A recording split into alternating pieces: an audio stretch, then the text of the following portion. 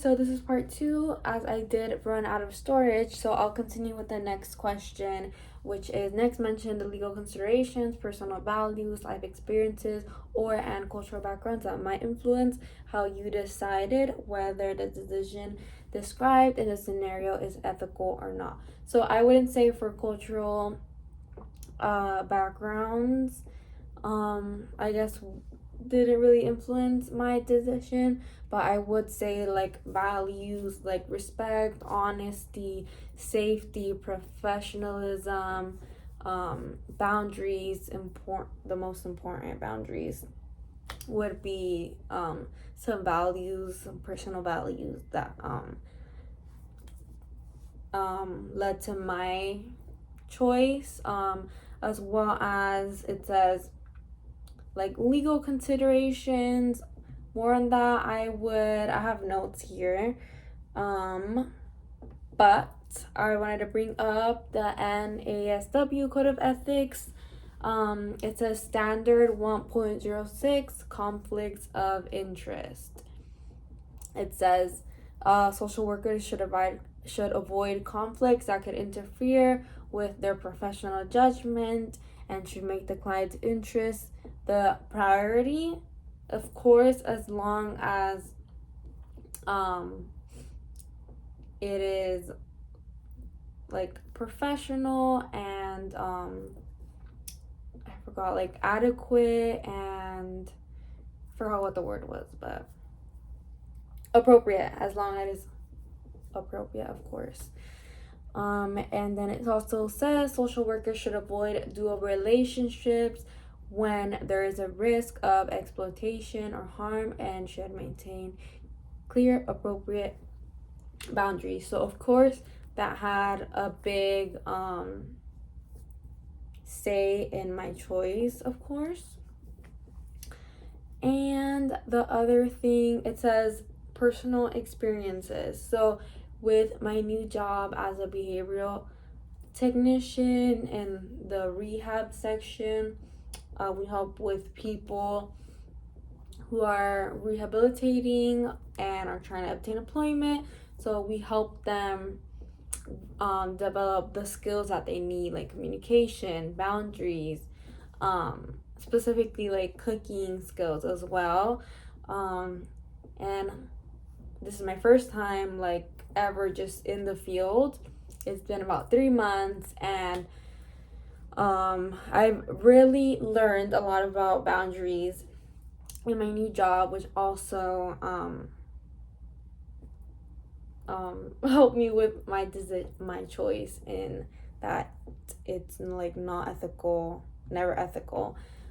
Like I've learned you really have to set those boundaries like stone, because like any dent just opens, any dent made to those boundaries just lets in a lot of stuff.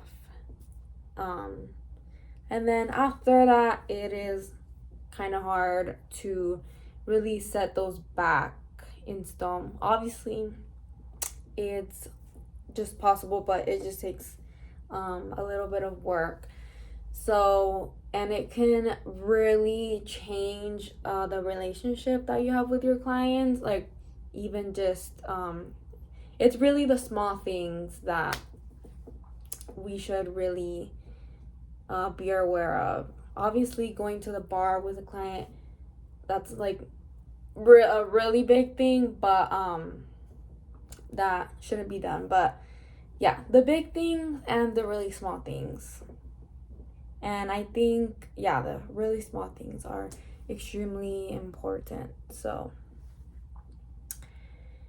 and it's just with those boundaries not being as strong, as I said, it changes the relationship and the capacity of which you're able to really help your client. And then let's see, it says finally discuss what additional information about the scenario, such as background information, context of details, might be helpful to have when evaluating whether or not the decision is ethical. Okay. Okay, so I did already go over some of this in my first the first question or the second question. But I'll just like re-elaborate, which is like context details, background information that could be helpful when evaluating the decision, if it's ethical or not, which would be my life experiences that I had mentioned, as well as the code of ethics. If you always have like, if you have any questions, just always look back at that, the code of ethics, as well as context. Yeah, as I said, like some clients could have a crisis, but even if they do have a crisis, obviously you never go to a bar and just always encourage them to meet you at the clinic.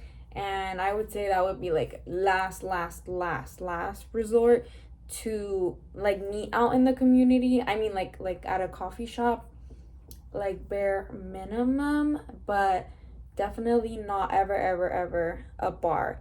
So just always try and meet at a professional setting, just the clinic.